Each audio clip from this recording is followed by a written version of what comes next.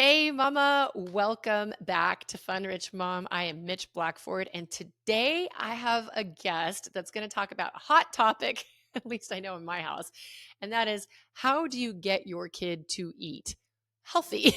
Because man, can it be a challenge. My guest is Saríce Holley. She is a registered dietitian, and she also has her own podcast called Maternity Leave. So you got to check that out. I got to be a guest on it. Woohoo! Either way, though, she has this episode packed with just some really simple tips and just some information to kind of provide a little bit of relief too. Like, oh, okay, maybe my kid's not doing so bad when it comes to eating. So, with that, let's get started.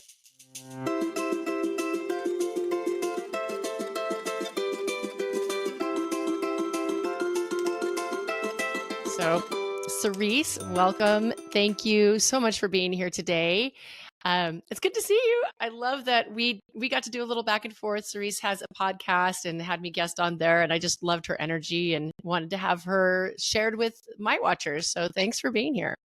Thank you for having me. And yeah, you were such a fun guest. And my sister was telling me, oh, I love her energy. Tell her.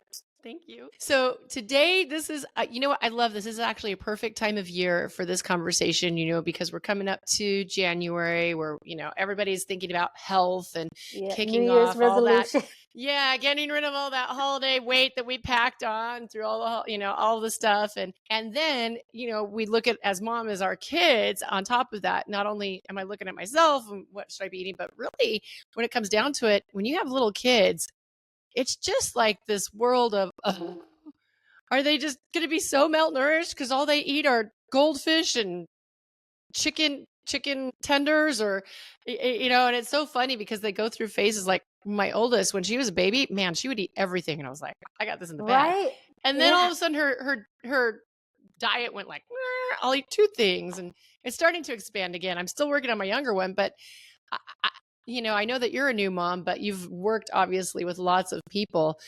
Like, what is the biggest thing that people come to you with when it comes to their kids?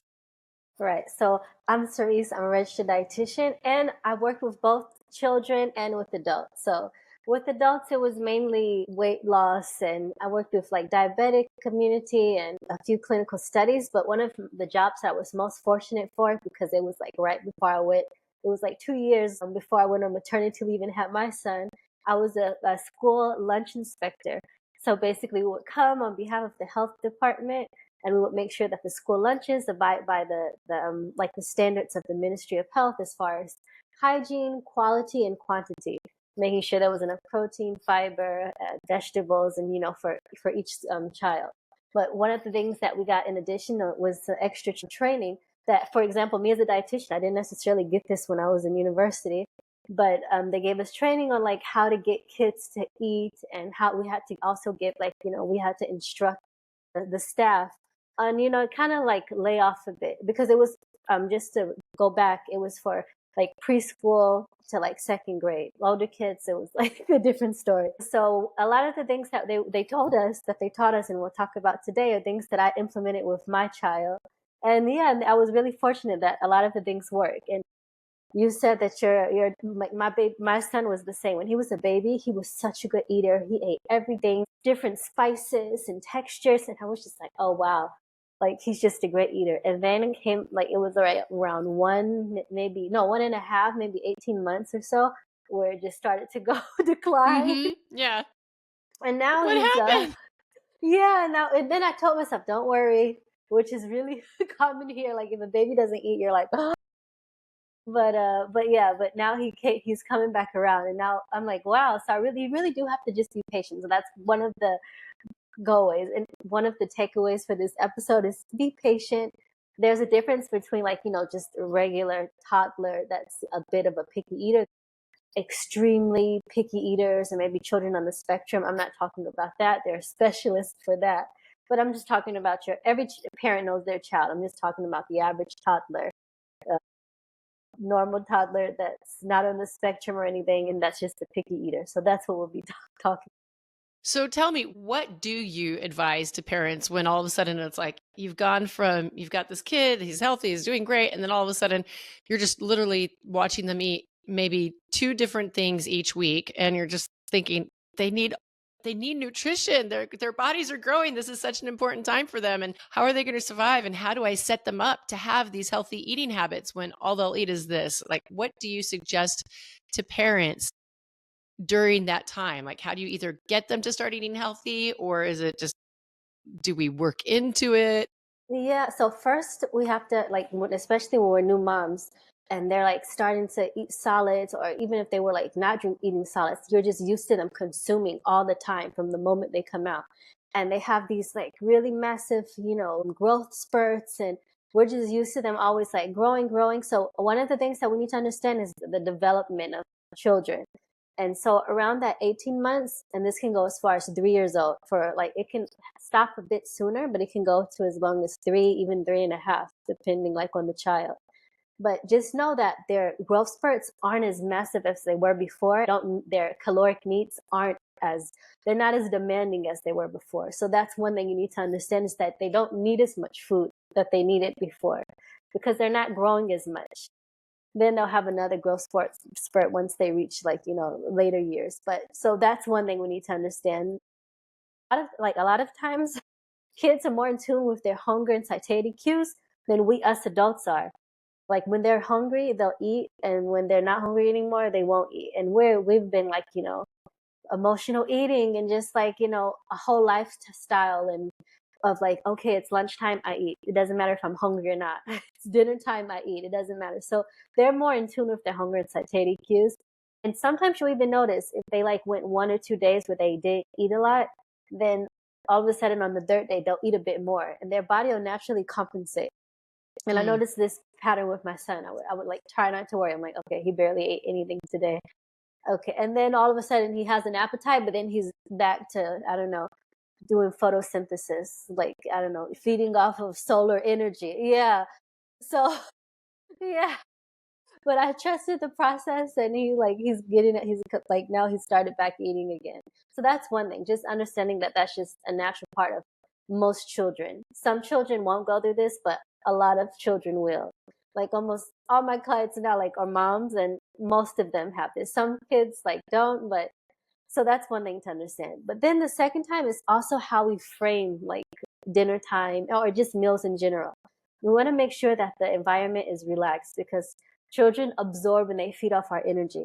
And so if they feel like we're kind of like anxious and like we want them to eat, and this is something that we would tell the teachers as well, then it can kind of have this like because this is like also the years where they're kind of like, forming their personalities and their independence, and they're learning they have opinions. So this can also build up some resistance, like, oh, mommy like wants me to eat, I'm not going to eat. Going to eat. They can just Mm-hmm. So that's one thing. Kind of like make everything relaxed, make the environment relaxed. Don't force them to eat. Just you want to lead by example. You want to have your plate, and if you have other children, like hopefully your toddler will see the other kids eating or their peers. It's very helpful when you have peers like this in school settings. This was really helpful. Like if we introduced the food, for example, we were trying to get more whole grains into the schools, like quinoa and bulgur, and the teachers were like, the kids are not going to touch that. And then we said, wait, and it was enough for like 1 or 2 kids, especially if they're older, who are familiar with these foods from home, to eat the food. Then the other kids, the younger ones, were like, I'll try it too. And some of them found out that they liked it, and some of them didn't, but that's okay. But just it would be different if the teachers like would say, here, try this. But instead, we tell them to put it in the center of the table and like everybody eat at will. And then they were like, it can be based off of curiosity and not because they're forced to try something. So that's one tip, is like have a relaxed environment. Don't force feed your children. Another thing, if this does maybe cause a little bit more mess, but allow them to kind of participate in the meal prep process as Mm-mm. much as they can. Sometimes like moms are like, oh, but I already have enough to do, like, and it slows me down. Okay, it doesn't have to be like the whole process, but a lot of times children are more willing to try foods if they were part of the process. And this is something that I would do with my son too. Like it can be something like so simple. It's just making the salad dressing or something like that, or but letting them mix and taste. Once you put it on the table, they're more compelled to try it because they were a part of the making process. They want to see what their dishes taste like. So get Mm-hmm. them involved. That's another tip. Get them involved in the process. and also allow them to have a bit of independence, maybe even serve themselves. So this is a cultural thing, and like here it's common for us to like serve dishes in the center of the table. But except for young kids, sometimes young kids you will just make their plate, but we encourage them no, like Right. let it them serve themselves. It doesn't have to be everything like hot soup or something like that. But if it's just something like chicken, for example, or something that they can grab, let Hmm. them like put it on their plates, and just giving them that sense of that they have a choice and they have a bit of independence will compel them to try food and eat more. And even if they just take a bite, but it's like already progress because next time that might be two bites. And yeah. So I'm going to take it back kind of at one of the beginning things that you were saying. So, as far as kids having that natural, I guess, intuition about if they're hungry or not, would you say, is it a better thing to direct them into, hey, let's just have small snacks and then really focus on the meals? Or would you say, hey, just let them free range, I guess, so that they're just filling their needs? I mean, what would you say is the best way to guide them in that? Because I look at the girls and they'll have a couple snacks here and there, and then they're pretty good about eating at meals. And every now and then I'm like, well, if they're just hungry, let them eat when they're hungry. And if they're not hungry, don't eat.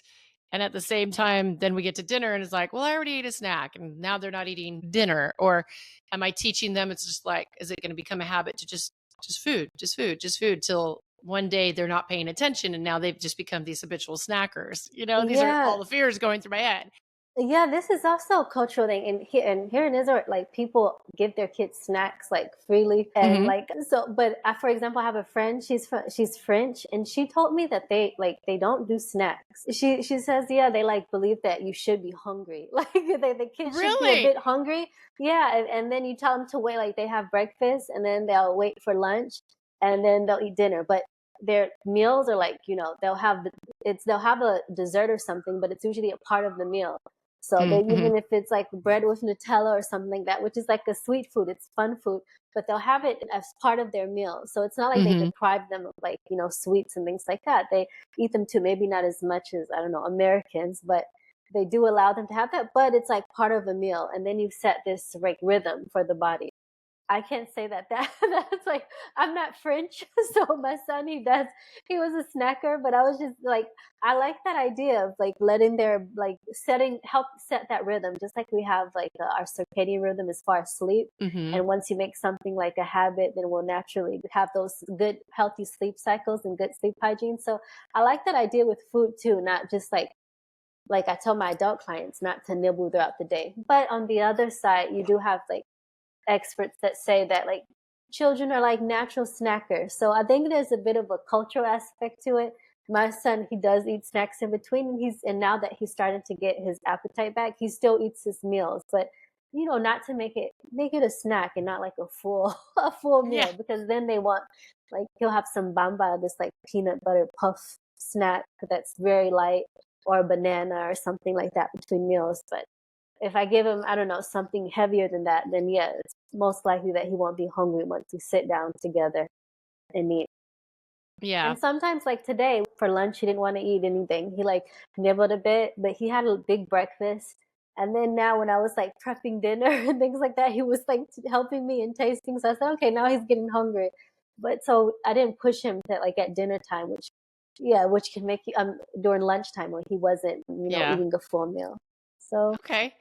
And then how would you get when you have, say, okay, my child has entered the really picky years and now they're like they're a big kid, they're 5, 6, 7, 8, whatever, and they're still not eating a whole lot. What would you recommend to parents? Like, do you do the no thank you bite? Have you heard of that? It's like you just have to take one bite. It's a no thank you bite. As long as you take one bite and try it. Or where you're like, my kid never eats any form of protein. How do I gear them towards that? Or just along the lines of we're trying to expand their palate and get them to eat some nutrient. They never eat a vegetable. And how would you suggest that you work with your kid on that so that we're expanding their palate? You feel like they're getting the nutrition that they need, but it's not a constant fight, that power struggle. It's like, okay, let's keep it yeah. relaxed. But maybe they're the older kids, so they're not necessarily having someone to give them that example of, oh, hey, I love green beans or whatever. How would you So recommend yeah, that you that was work with something that that kid? we sorry, yeah. So No, that you're was good. Yeah. something that we were working with in schools, because it was really we were introducing foods that the kids maybe they didn't eat them at home, maybe they've never been exposed to in their life. And the whole rationale with the Ministry of Health was that, like, we don't know what's happening at these children's homes, but we wanted to know that at least one meal a day is like a balanced meal with variety, etc. So we're introducing like fish and, like I told you, like different grains that they've never eaten before. And so like, luckily this program was a success. That's why it continued throughout throughout after the pilot year.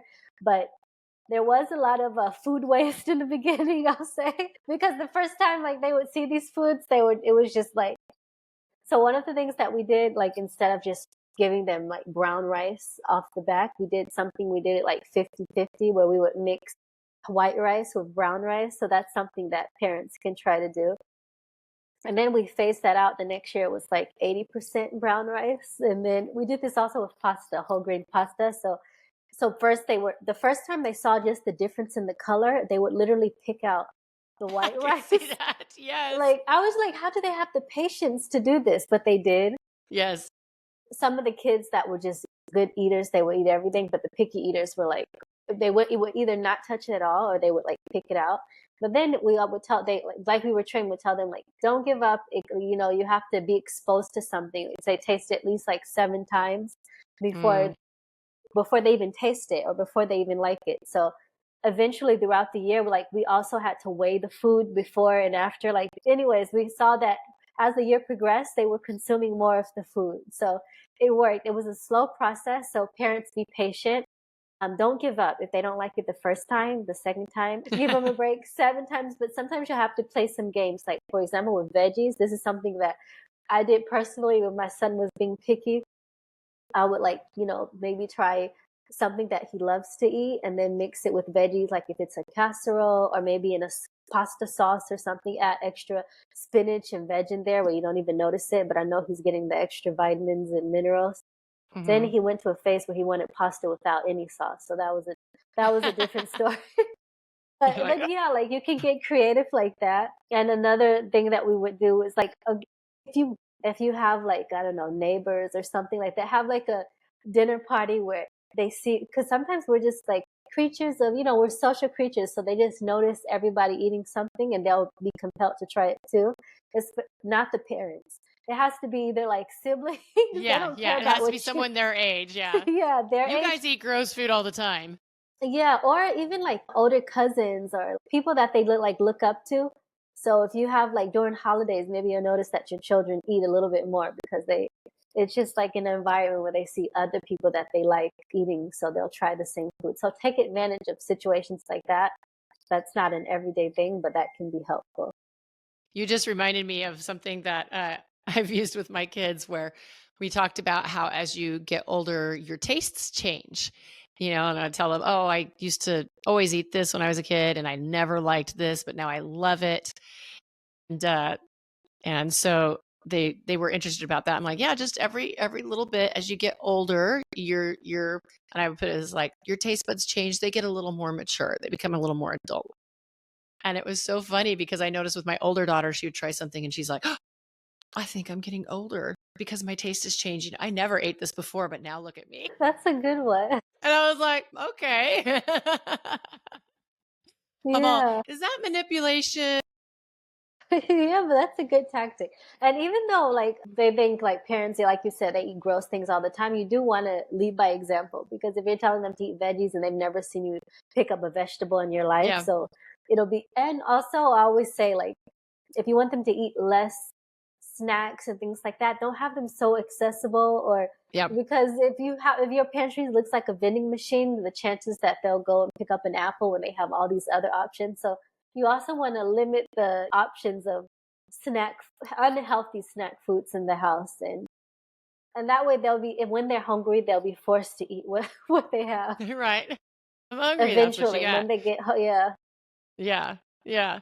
And then what about where parents feel like, okay, I'm making separate meals for everyone here because I just can't get them to eat? What would you recommend for people in that sort of situation?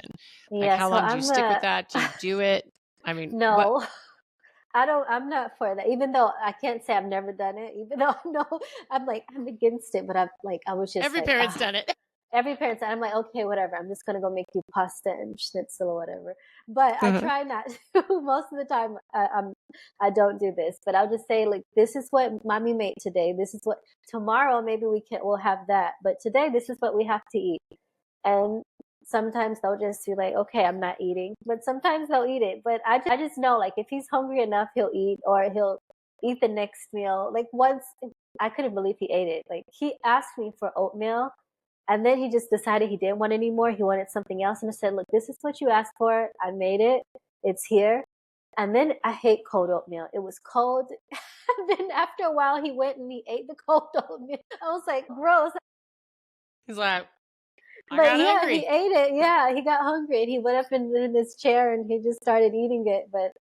But after, once they know that you mean like that you're not going to give in each time, then they'll know like either I'm going to be hungry until mommy decides to make the next meal. But I feel like if you give in each time and make something else, that's going to be a habit and they're going to Hmm. expect you to just, you know, like this is a restaurant or something, just get up and make whatever they Yeah. want. And like I said, I've been guilty of this too. I'm just like, okay, whatever. I have like leftover whatever that he likes in the Hmm. fridge. But now, even if I have what he likes in the fridge, I'll tell him, like, this is what we're having right now. Maybe for the next meal, we'll have what you want. Or, like, I'll tell him, we will have what you want the next meal, but this is what we're eating now. I like that. Well, it's just like anything. It's consistency. If they know Right. that you're consistent, then they'll start to roll along with that. But if they know that hey, every now and then, if I poke enough, I can get my way, then of course they're going to do Exactly. that. I also like, though, what you were saying, though. Hey, you know what? This is what we're having for this meal. I'll consider your options for the next meal. And then that way it gives Right. them some say in, oh, hey, I'm not just being forced to eat all this food that I never like.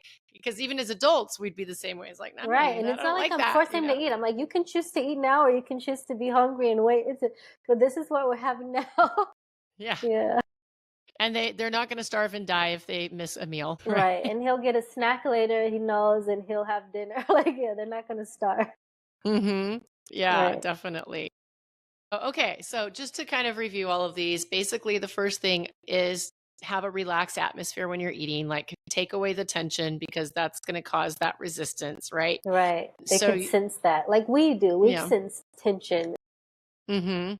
Yeah, that's really good. And then I like the consistency, have consistency even even over time. So consistency both in not giving in to I'm making 10 different meals for every single person in the house.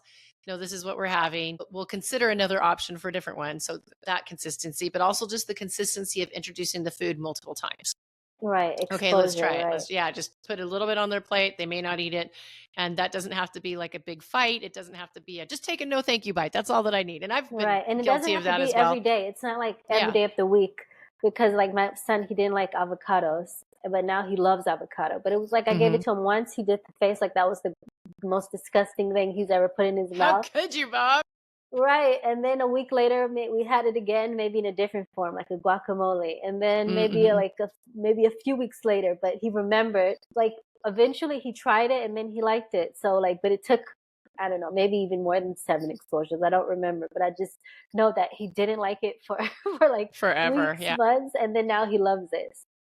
Yeah, So just it's continue to to give those expose them to multiple food. exposures. Yeah. Right. Don't get frustrated and mad and break down. Just know that it's just like over time. Sometimes we're the same way. And that's what I always remind Right. myself too. Sometimes I'm like, well, man, I don't really like this. Why am I, I'm not going to force them to eat something Right. too. And in But different cooking methods. Maybe they don't yeah, like broccoli. I don't, for some reason, my son like raw broccoli. Like if I yeah, steamed it or cook it, he just liked when I was chopping it to eat it like that. yeah, So you can try like also different cooking methods. Maybe they don't like scrambled eggs, but they like a sunny side up. I don't know. But yeah, yeah. different exposures, different cooking methods. That is so true because actually my daughter doesn't like raw broccoli, but she likes it cooked. She likes it cooked with just Yeah. a little bit of butter and salt on it. Yeah. And she'll eat See? it up. Yeah. Right. So, yeah. Okay. So just getting creative with cooking techniques and then working with the snacks again. It's okay to have them snacking, but if you want them having healthier snacks, obviously it's just like us. Like if I have a bunch of cookies sitting in the house, I'm going to eat a bunch of cookies. Exactly. So it's just easier and tastier. So if we want to set them up for those healthy eating habits, we need to make sure that we're having healthy snacks Right. readily and easily available so that they can just grab that versus the other things that are just so easy to grab as well and convenient and much tastier sometimes, especially Yeah, when and they have all let those them look sugars and salts. appetizing. That was something we did in the schools. The teachers were like, like, because we took out the Nutella, the beloved Nutella and bread on Fridays, and we gave them fruits and vegetables. Sometimes it was like a watermelon, which is like delicious, or maybe it was banana and dates, and the teachers were like, oh, they're going to be so disappointed. But when we cut it up nicely and we put it in the center of the table, like when they had their, lunch break, the kids were like came up outside running. They were happy to to eat it, Yeah. so they nobody complained. So like Right. if Here's you your charcuterie board of fruits. yeah, and maybe if it's in the refrigerator in a drawer, okay, they're toddlers. We're serving them anyway, so they won't reach for it. But maybe if you cut it up nicely, put it on the table, have it readily available for them, they'll like be more compelled to pick it up and try it. Yeah.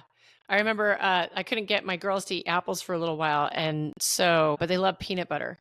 And we have Yeah. something here. I don't know if you have it in Israel where it's called flies on a log. And that's actually celery with peanut butter and Yeah, either raisins I've or never chocolate tried chips, it, but right? I've seen that before. It's good. And so, no, I was trying to get them to eat that and they wouldn't do it. That was the thing. They liked apples. They didn't like the celery. And I'm like, well, why don't we do flies on a couch? Because the apple's bigger. So, so I just cut up the apple and put peanut butter on it and put, whatever little different toppings on it. And then they would eat it. And it was like, okay, cool. It's just, yeah, it's like you said, it's being creative Yeah, and presenting it in a way that's like, okay, now I can see that. It's become more interesting. So they'll every now and then, I want flies on a couch. People look at me like, what? I'm like, it's all love good. It's it. all good. So, okay, that's cool. I love it. This has been a lot of helpful stuff that first of all, I think takes a load off. I know there have been so many times where I'm just like, oh, I'm just not setting my kid up to have a healthy future. They're going to create all of these horrible eating habits. They're going to come back to me one day, Mom, why didn't you do this? I'm having such a hard time in my life with food. You create all these horror stories sometimes in your mind of what the future road is going to look like. So, I think that that tension that you were talking about when we're at the table. Yeah, we take our fears and we put it on them. Yeah, we project it on them. But I like how you got creative with the apples. That's like another cool idea with the broccoli. You season Yeah. it a bit and it has a completely different taste. And yeah, Hmm. like you can do that. And also we mentioned like get them involved in the process. This can also be helpful with the meal prepping. This isn't something we could do in the schools because the food would come, but this is something that I see helps at home. Yeah, definitely. Well, because it's like anything, you have your hand in it, and suddenly it becomes like a little point of pride, like, oh, I did Right. this, and Yeah. so of course, yeah, My son will just break the egg, but he made the cake. Like he did right, yeah, everything. oh yeah, for sure, Yeah. yeah. I've done that with my girls before. They're like, I made dinner. I'm like, yes, Yeah. you threw something in, thank you. But it's cute and it's teaching them, so I like Right. that. Very cool. Well, this has been fun, Cerise. Thank you. I've Yeah. appreciated all of these insights and just like I said, relaxing and knowing like it's true. You're like sometimes you'll watch your kids and they have those phases where I know when a growth spurt is coming up because all of a sudden they start eating a little bit more. And Right. sometimes, there's that part of me where I'm like, okay, is this becoming a big habit or do I need to start watching? Then all of a sudden they'll like pop and then they stop eating like tons of food. They just go back to their regular and it's like, okay, no, they're just going through a little growth spurt and it's Yeah. just And I'm part of the sure this will cycle. right, it'll pass. And like I'm sure my son is eating a lot now. I'm sure maybe like you said, at maybe 4 or 5, it'll go back down again. I know this is like Yeah. it's up and down. I just Yeah. trust the process and then understand like this is something that I do want. Like we talk about protein a lot when you talk about Yes. like adults and everything. And just know that for children, like up to the age of 3, you only need like 12 grams of protein, which is 2 eggs.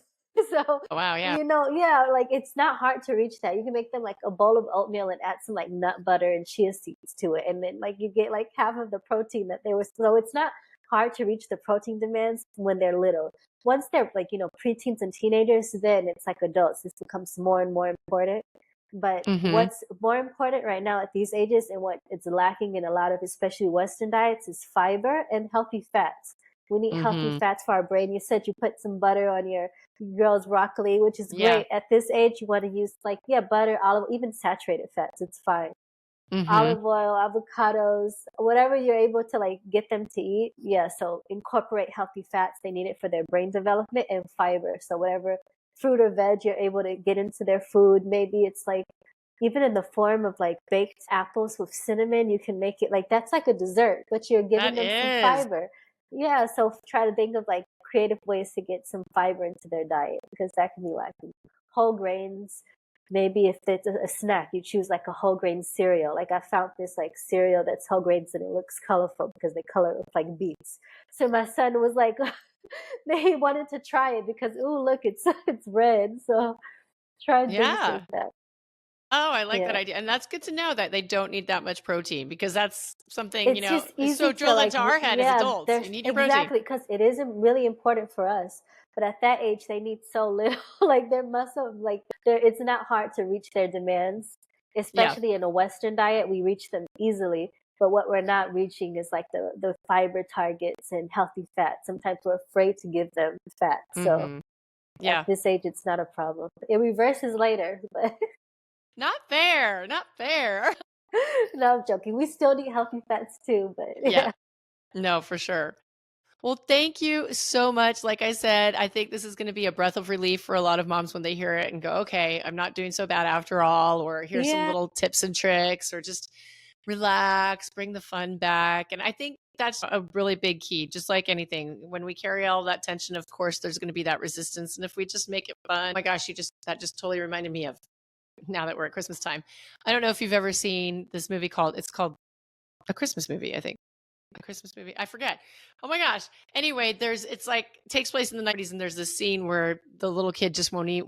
And so the mom's like, show me how the little piggy eats. Show me how the little piggy eats. And he just goes at his plate. And it's a horrible mess, but he eats. And Yeah. sometimes you got to do what you got to do. My husband does the things like that with my son, and it didn't work. He would like tell a little bit, play little games, and it would make him eat food. And as long as it doesn't feel forced and he thinks it's a game, I don't think that was like a bad thing, in my opinion. Yeah. It Yeah. worked more with their dynamic. But I was like, oh, cool, you got him to eat something or try it. But yeah, Yeah.